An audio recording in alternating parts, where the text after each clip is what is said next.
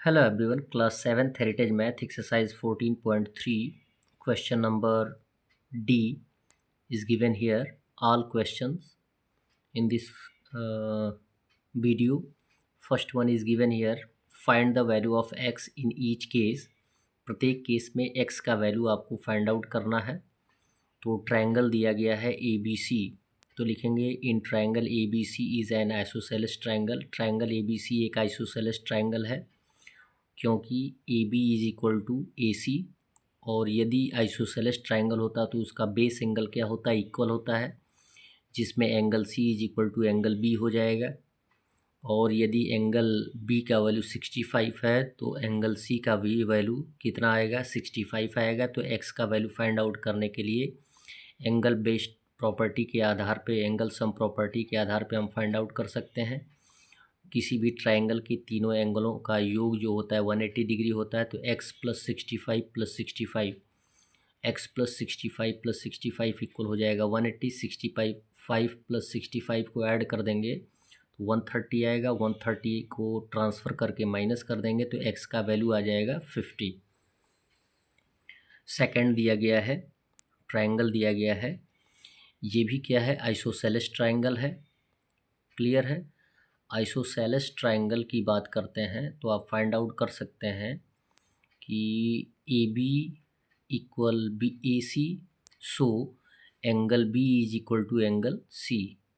यदि एंगल सी है, देखें एक्सटर्नल एंगल के आधार पे फाइंड आउट कर सकते हैं, और नहीं फाइंड आउट कर सकते हैं तो यहाँ पर लीनियर पेयर के आधार पे फाइंड आउट कर सकते हैं। यहाँ दिया गया है if so angle B C A की बात करें यहाँ पे, तो angle plus external angle equal हो जाएगा 180। ये हो जाएगा लीनियर पेयर के आधार पे। अगर एक्सटर्नल एंगल की बात करते हैं तब भी वो लीनियर पेयर ही होगा। यहाँ पे आप लिख देंगे लीनियर पेयर। क्लियर है। तो एंगल बी सी ए यानी इस एंगल को फाइंड आउट हम कर रहे हैं, और जबकि एक्सटर्नल एंगल का वैल्यू आपको पता है तो एंगल बी सी ए प्लस 110 इक्वल हो जाएगा 180। 110 को ट्रांसफ़र करके माइनस कर देंगे तो एंगल बी सी ए का कितना वैल्यू आ जाएगा, 70 डिग्री। ये हो जाएगा 70। और यदि सी का वैल्यू 70 आया है तो बी का भी वैल्यू कितना आ जाएगा, 70 आ जाएगा। क्यों आ जाएगा, क्योंकि ये दोनों बेस एंगल्स हैं आइसोसेलेस ट्रायंगल के जो इक्वल हैं। अब x का वैल्यू आसानी से फाइंड आउट कर सकते हैं। x plus 70 is equal to 180।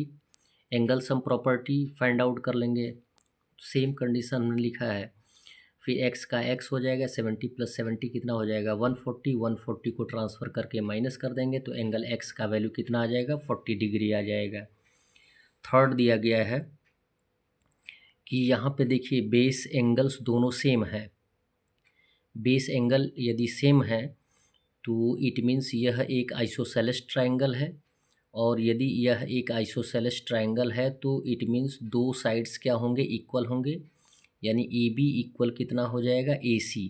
तो यदि ए बी का वैल्यू 6 सेंटीमीटर है या 6 है तो एक्स का भी वैल्यू कितना आ जाएगा, 6 आ जाएगा। फोर्थ क्वेश्चन दिया गया है triangle A B C. A B C भी आइसोसेलेस ट्रायंगल है जिसमें वर्टिकल एंगल कितना दिया गया है, 80 डिग्री दिया गया है, और बेस एंगल बी और सी क्या हो जाएगा, एक दूसरे के इक्वल हो जाएगा। तो लिखा जाएगा by the condition of isosceles triangle.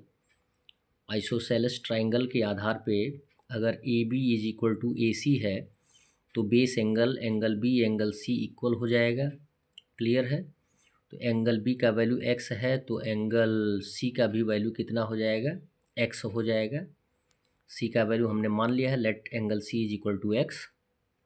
तो दोनों को ऐड करने, यहाँ पे दोनों एंगल, हमें तीनों एंगल पता चल गया, इसका एक्स और इसका वैल्यू कितना दिया गया है, 80 डिग्री। क्लियर है। अब 80 डिग्री की बात आ गई है तो तीनों को एंगल सम प्रॉपर्टी के आधार पे ऐड करके हम ट्रायंगल यानी x का वैल्यू फाइंड आउट कर सकते हैं। तो x प्लस एक्स इक्वल हो प्लस 80 इक्वल हो जाएगा 180 डिग्री, और x प्लस एक्स हो जाएगा 2x, इक्वल हो जाएगा 80 को ट्रांसफ़र करके माइनस कर देंगे तो 180 माइनस 80 इक्वल टू हो जाएगा 100 और 2 को ट्रांसफ़र कर देंगे एज ए डिवीज़न तो x का वैल्यू आ जाएगा 50।